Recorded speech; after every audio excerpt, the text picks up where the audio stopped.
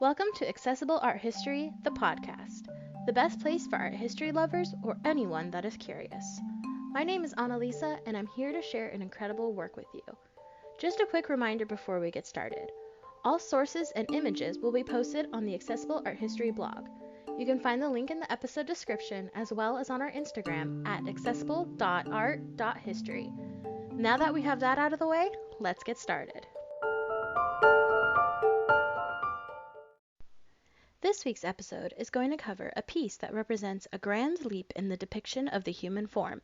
It is called Kritios Boy, having been named by the artist believed to have sculpted him. This piece dates from around 500 to 480 BCE, and is the first instance we have a contrapposto being used in an artistic work. By analyzing it, we can learn a lot about how art developed in ancient Greece. Creedios Boy is made of marble and is slightly smaller than life size. He stands at about 3 feet 10 inches tall. Nearly the entire piece survived the ravages of time. Though both arms are missing from the elbow down, one leg is cut off at the knee, while the other is only missing the foot. He is also missing his eyes. They were most likely made of glass paste and inlaid into the skull. This was a technique used most often in cast bronze sculptures, but we do see it sometimes with marble. Creedios, or whoever created this piece, sculpted the young man with a symmetrical, classically handsome face, stylized hair, a muscular torso, and a stoic or aloof facial expression. Without inscriptions or records, we can't be sure of his identity. Was he meant to represent an actual person, or is Kritios Boy more of an ideal? As mentioned before, there are no records that can tell us the true purpose of Kritios Boy, but using a few clues, we can postulate. Firstly, this piece was discovered on the Acropolis. We will discuss how later in this episode. This was one of the most sacred sites in all of ancient Greece. Perhaps the statue served as a tribute to Athena, the patron goddess of Athens. Another theory is that Kritios Boy was based on a real man, one who was quite wealthy. The statue was placed in or near one of the temples to provide perpetual prayers for the person they were based upon.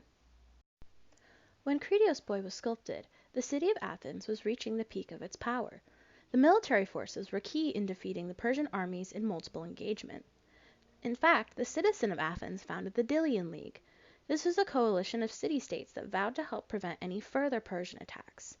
The power that was brought by heading this league allowed Athens to become the political, cultural, and economic center of Greece. By the mid-5th century BCE, there were about 30,000 citizens living in Athens. But, in fact, the actual number of people living here was much larger. A person could only qualify as citizen if they were male and born to another Athenian citizen and an Athenian woman. Only these men had the rights of the democracy that Athens was famous for. One of the high points, quite literally, of classical Greece was the Acropolis. In Greek, the word Acropolis can mean any high point that overlooks something. In this case, it was a rocky hill that sits above Athens. Archaeological evidence shows that the area was inhabited starting in the 4th millennium BCE. Over the centuries, it became a sacred place and many temples were built. The buildings that we know and cherish today, including the Parthenon, the Propylaea, the Erechtheion, and the Temple of Athena Nike, were built in the period following Kritios Boy under the direction of Pericles. The sacredness of the site is partially responsible for the survival of the statue. In 1832, Greece gained its independence from the Ottoman Empire. To re-establish a cultural identity, they set out to rebuild the Acropolis, as well as add a museum. In 1866, workers were digging on the hill to build a foundation. In the rubble, they discovered a pit full of broken statues, including the pieces of Kritios Boy. This pit became known as Persienschutt, which is German for Persian rubble. When the Persians invaded Athens, they set out to the Acropolis on a path of destruction. The soldiers took all of the statues and sacred items they could find and destroyed them. After the items were in pieces, they were buried in the ground. In an ironic twist of fate, the destruction and burial is what allowed for these pieces to survive to the modern era.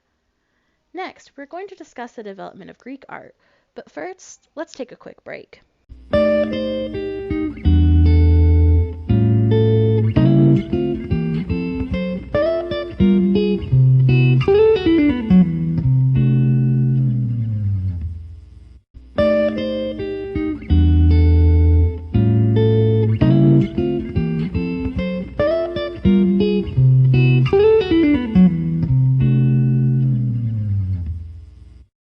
Now that we're back, let's dive into the importance of Kritios Boy. In order to fully understand how significant he is, we'll have to take a trip back in time. The first instances of art in the Greek Isles come from the Aquatic Islands. They are small statues made of marble that date from around 3000 BCE to 1000 BCE. Without faces or clothing, these statues are anonymous. However, their limbs and bodies are fairly proportional, and it's clear that they were meant to represent human beings.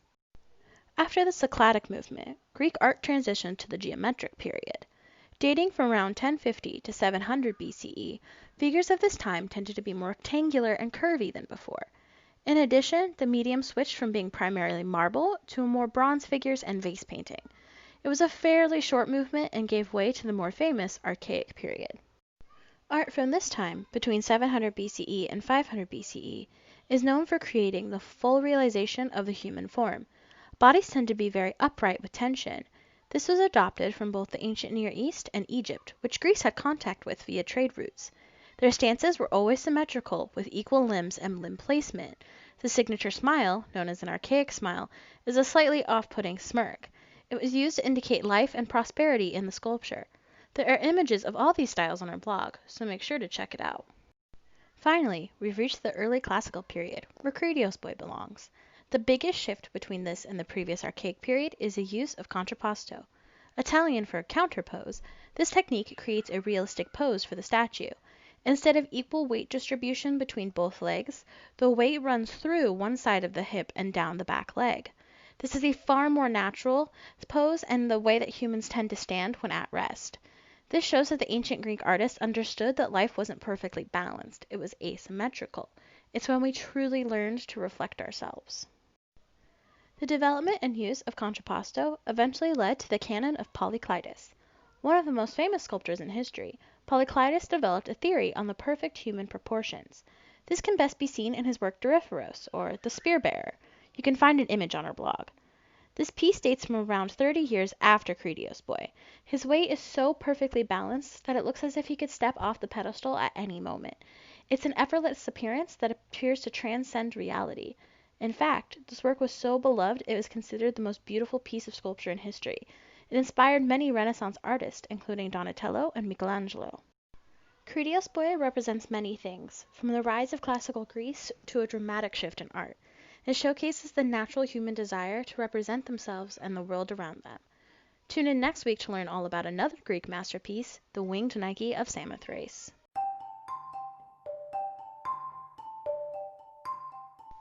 Thank you so much for listening to this episode of Accessible Art History, the podcast. Make sure you follow us on Instagram at accessible.art.history for updates and keep an eye out for our next episode. They drop every Monday on your favorite podcast platform.